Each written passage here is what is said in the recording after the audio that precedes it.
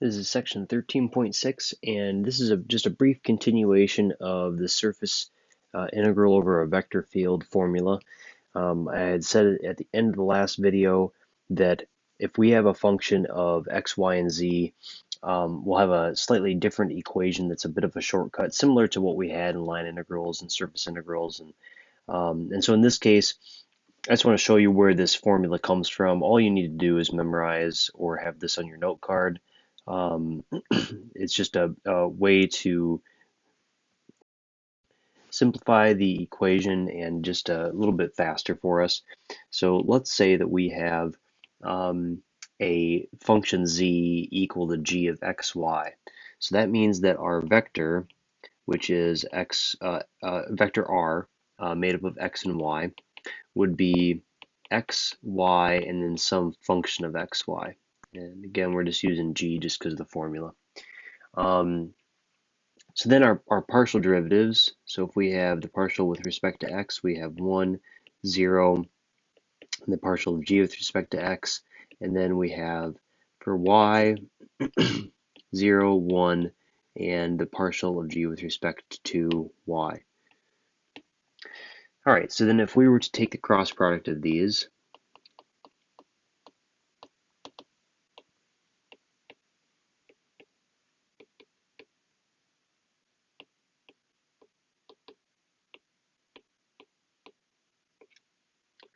we get negative the partial of g with respect to x and negative g with respect to y and 1. And that was really, basically the same thing that we had done with just the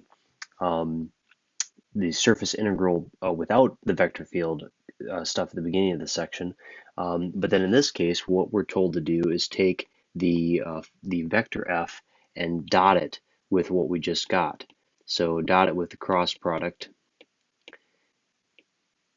And remember, f is made up of p, q, and then r. And so we're going to dot that with what we just got for our cross product. And hopefully you can see that our result is going to make up the integrand to this particular integral.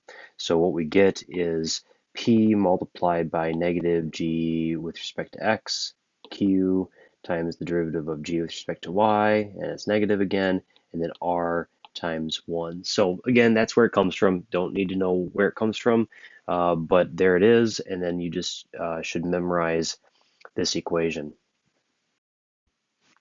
Okay, let's try example 5. So our first surface integral over a vector field.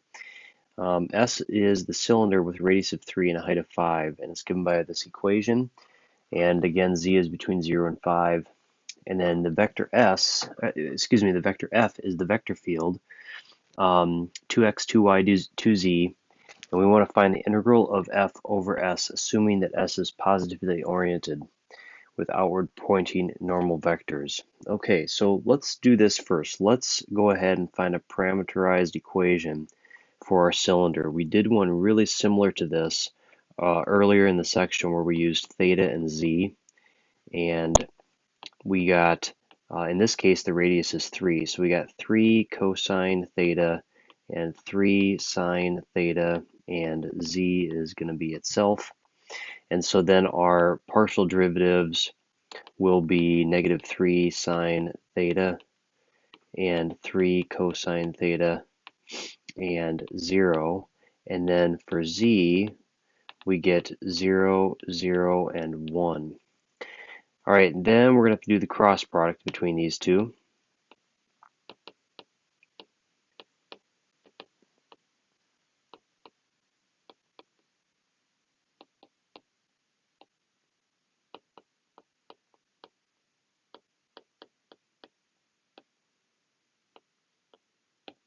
And what we get is 3 cosine theta and 3 sine theta and 0. Okay, so this is what we have so far. Now remember, when we're going to use our formula here for our surface integral over a vector field, the best one to use in this case would be the double integral over d of f dotted with the cross product between these vectors. So we're going to take the vector that we just found right here, and we're going to dot it with f. Now f, we need to make sure that we put in the vector r. So in other words, the vector f needs to have r of theta z substituted in, which means that instead of having 2x in the original vector f equation, we're going to have 2 times, so the 2 times x, we're going to have 2 times this component, 3 cosine theta. So we're going to get 6 cosine theta. Then we're going to have 2y, and we're going to multiply 2 by the y component in the vector r. So we're going to have 6 sine theta, and then of course z is itself, so we'll have 2z.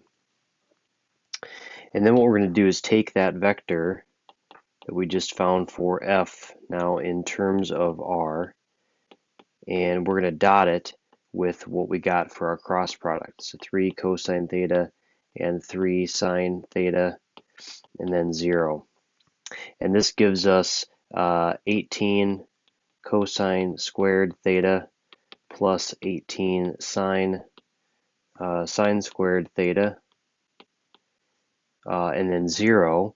And if we think about this, if we factor an 18 out, cosine squared plus sine squared is equal to 1, so we get 18.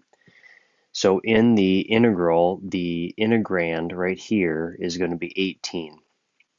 Now our variables are both are theta and z, which means that we want to set up our integral, and theta, if we have a full cylinder in this problem, is going to be 0 to 2 pi. And they already told us that z is between 0 and 5. And so what we get is the integral of 18 dz d theta. And if you think about this, we could split this up and make it really easy on ourselves, because there's just a bunch of numbers here. We don't have any variables we have to anti-differentiate. So the integral from 0 to 2 pi of d theta is just 2 pi. And the integral from 0 to 5 of 18 is going to be 18 times 5.